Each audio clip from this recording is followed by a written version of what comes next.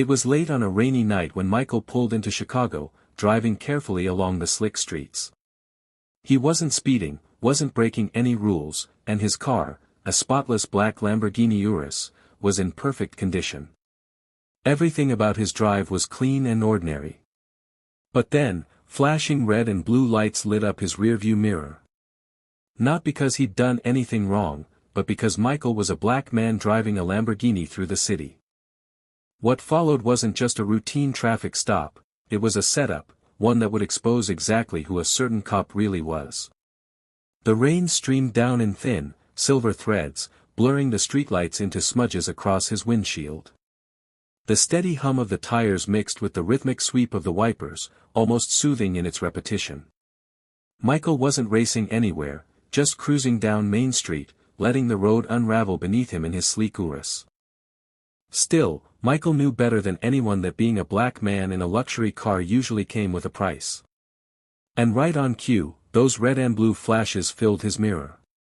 He gritted his teeth, steadying his breath. No speeding, no busted taillight, nothing to justify it. But deep down, Michael already understood. In Chicago, a black man behind the wheel of a Lamborghini never got the benefit of the doubt. It wasn't about breaking the law, it was about perception. He pulled the SUV to the side, cut the engine, and lowered the window.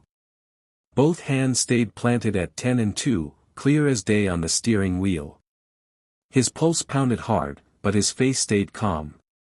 Through the haze of rain, a figure closed in. A tall cop with broad shoulders and a shaved head marched over, carrying himself with that rigid, heavy posture that screamed authority. His boots splashed through puddles as he reached the driver's side, his eyes narrowing with a look Michael knew too well. "License and registration," the officer barked. No greeting. No explanation. Just a sharp command. "Evening, officer," Michael replied evenly, moving slowly as he handed over his documents. His eyes stayed steady. "Mind telling me why I was stopped?" "You were driving too slow," the cop shot back without hesitation. Michael almost laughed at the absurdity. "It's raining," he said, his voice still calm. "I'm being cautious." The officer leaned in closer, drops sliding off his jacket.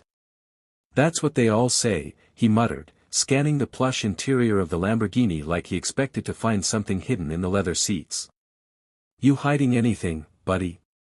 "No, sir." "Everything's in order," Michael answered flatly, keeping his tone measured. The cop said nothing more. He simply turned and walked back toward his cruiser, documents still in hand. Watching him through the mirror, Michael felt a tight unease in his chest. Something about this didn't feel routine. The cop wasn't moving casually, he was acting like he already knew how this stop was going to play out. And it wasn't going to end with a simple warning.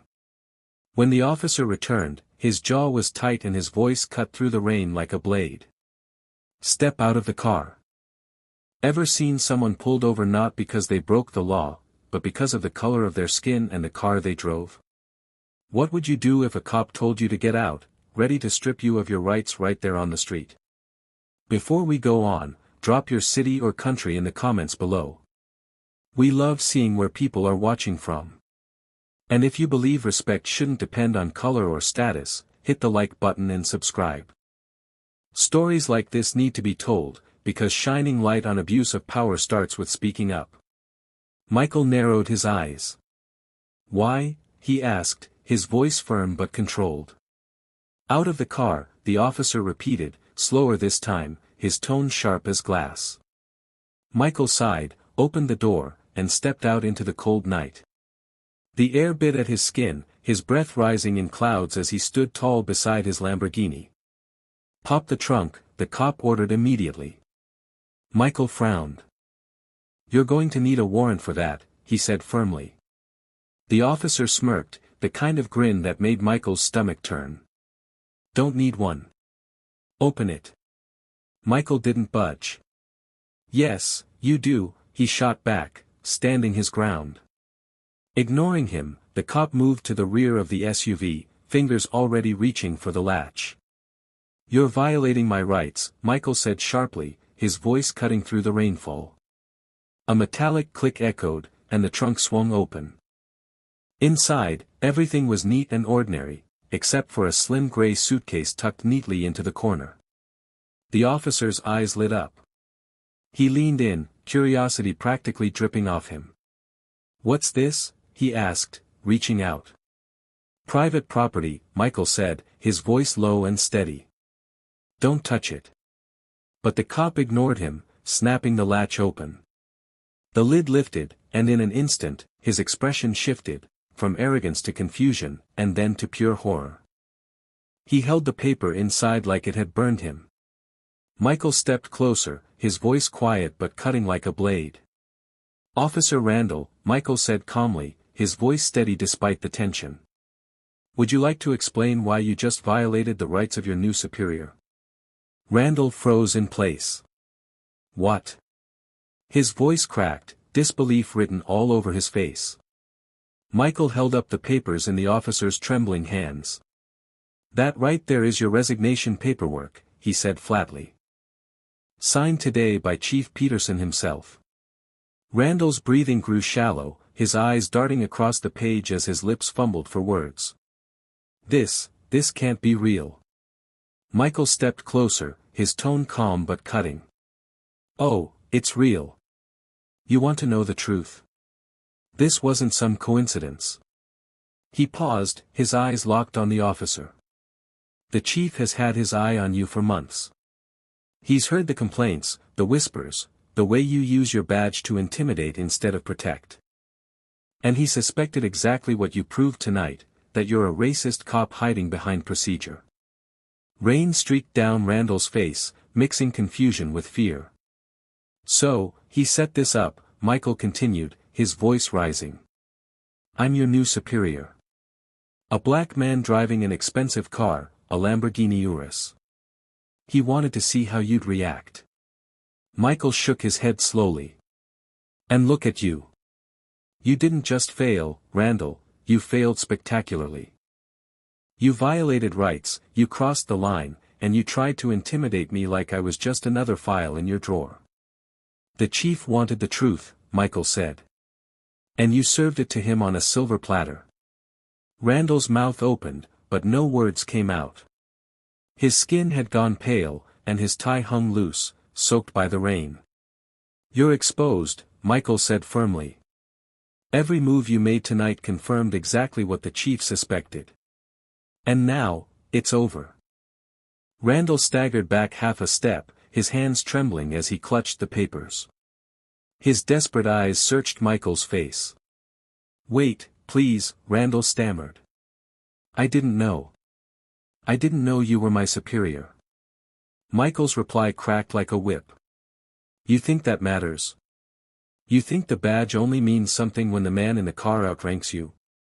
What if I had just been a black man heading home from work? Would it have been okay then? Would you still have searched the car, violated my rights, and flexed your authority?" The words struck Randall harder than the rain itself. His lips quivered, his posture collapsed, and his voice finally broke. "Please," he begged, his tone dripping with despair. "I can fix this." But Michael's face stayed firm, unmoved by Randall's desperation. The rain clung to his jacket, dripping down his skin, but his voice remained steady. "You want to fix this?" he asked slowly, pulling his phone from his pocket. "It's too late." "No, wait, please." Randall's panic rose, his voice cracking into a nervous laugh. His hands shook violently, the resignation papers trembling in his grip. Michael pressed a button and lifted the phone. His voice was steady, professional.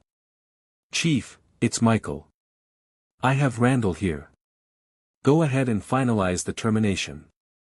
Notify HR." Randall's knees buckled, his chest heaving like the air had been ripped from his lungs. "No, no, no, please. I need this job." Michael's gaze didn't waver. "What you need," he said coldly, "is a lesson." He ended the call, sliding the phone back into his pocket with deliberate calm. Randall's once commanding stance had collapsed into something fragile, almost pitiful. "Your badge and your weapon," Michael ordered, his words like steel. "On my desk by the end of the day." Randall shook his head, his voice trembling. "Please, it wasn't my intention." Michael cut him off, stepping close enough that their eyes met. "Next time you wear that uniform, if there is a next time, remember what it stands for. Protect and serve. Don't intimidate. Don't abuse." Randall swallowed hard, his Adam's apple bobbing as if he could barely breathe. The rain kept pouring, drumming against the sleek black Lamborghini parked under the streetlights. Its curves gleamed as Michael reached into the trunk, plucked the resignation papers from Randall's shaking hands, and slid them back into the gray folder. With a heavy click, the trunk shut. Michael held Randall's gaze for a moment longer before turning away. He slid back into the driver's seat of the Urus, started the engine, and didn't bother to check the rearview mirror. He didn't need to. Tonight, he knew one thing for sure: there would be one less corrupt, prejudiced cop roaming the streets of Chicago. And if you believe officers who abuse their power should lose their badges, then hit that like button and subscribe. Because real justice begins when the truth finally makes its way to the streets.